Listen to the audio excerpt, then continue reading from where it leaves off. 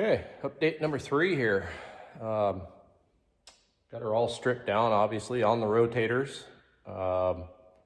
Doing a little bit of covering already on the rudder. So got one side of that done. I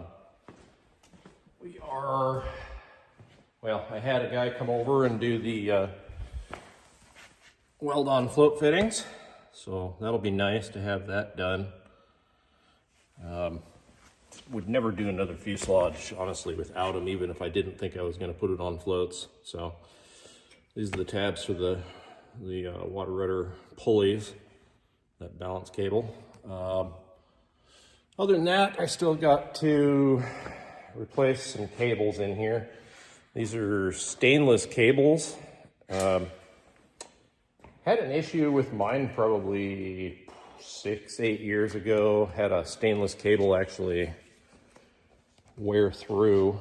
I'm gonna go to the other side here and turn the camera around. So I got that camera turned around. Anyway, had an issue several years ago with mine as well. These stainless cables, you really want to be careful with them. Sound like a great idea, and maybe it is for certain situations, but this airplane's got 400 hours on it. This isn't nothing, but I had one of these actually wear,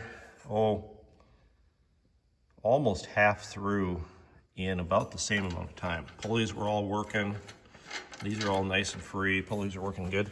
But I do have a problem right back here in this fair lead. Where is it? Right here.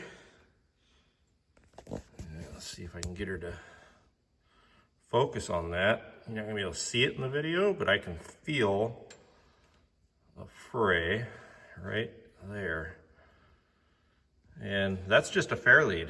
So, and that's just a rudder cable too. So definitely want to be careful with stainless cables. A little more brittle.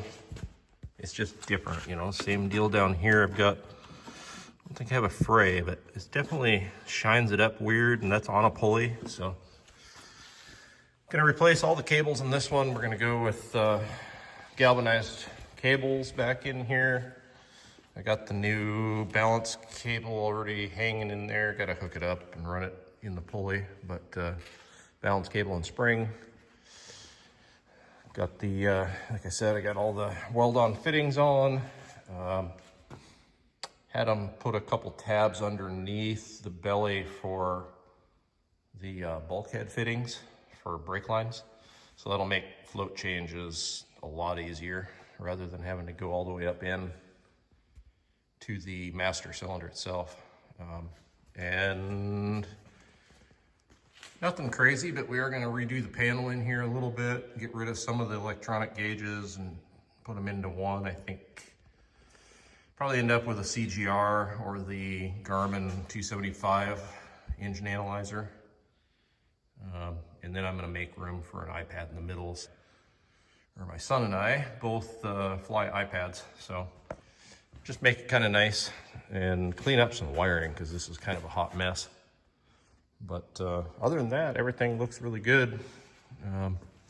New fuel line, still got to do that on this thing, and trying to get her through covering, and then we'll go into the paint booth. I am going to recover the wings rather than just paint them, just because they're such a pain to take off later. Not that these are horrible, but I don't want to go through the work of painting them and making them look good and then have the fabric go bad another 5 years down the road and I got to do it again. So I'm going to do the wings. I'm not going to do the control surfaces. I'm just going to paint those, and the ailerons and flaps over there, I'm just going to paint those as well. So should be looking good. But yeah, all these parts and pieces are easy enough to pull off, you know, even if I had to recover them next year. They're easy enough to pull off and don't take too long. So anyway, that's my update. Oh, I'm also doing ski bottoms on my skis for my airplane because it's almost that season, and I thrashed them last winter because we didn't have any snow, and I just kept driving up the runway on gravel and whatever. So, and it's been several years, but they're definitely thrashed now. So time for some new bottoms. So that's another project. Seems like I'm out here till 11:30 every night. Thanks for watching.